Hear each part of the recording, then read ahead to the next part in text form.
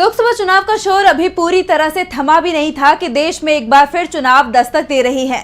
चुनाव आयोग ने कुछ सीटों पर उपचुनाव की घोषणा कर दी है, जिसके बाद सभी पार्टियां अपनी अपनी तैयारियों में भी जुट गई हैं। इस बीच उत्तर प्रदेश से बड़ी खबर सामने आ रही है। उपचुनाव को लेकर विपक्ष ने बड़ी घोषणा की है।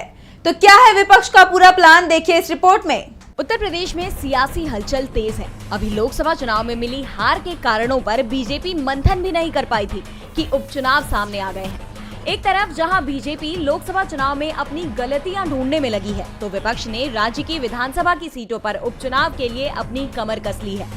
लोकसभा चुनाव में अपना जलवा बिखेरने के बाद यूपी के दो लड़कों की हिट जोड़ी ने आगामी उपचुनाव के लिए अपनी रणनीति तैयार कर ली है।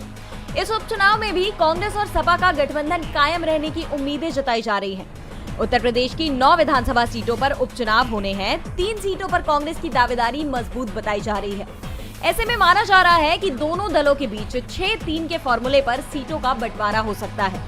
जिन विधानसभा सीटों पर उपचुनाव होने हैं, उनमें सपा प्रमुख अखिलेश यादव की सीट करहल मैनपुरी के साथ ही मीनापुर मुजफ्फरनगर, मिल्कीपुर अयोध्या, कटेहरी अम्बेडकर नगर, कुंदर की मुरादाबाद, फूलपुर प्रयागराज, गाजियाबाद, मझवा मिर्जापुर व खैर अलीगढ़ शामिल है।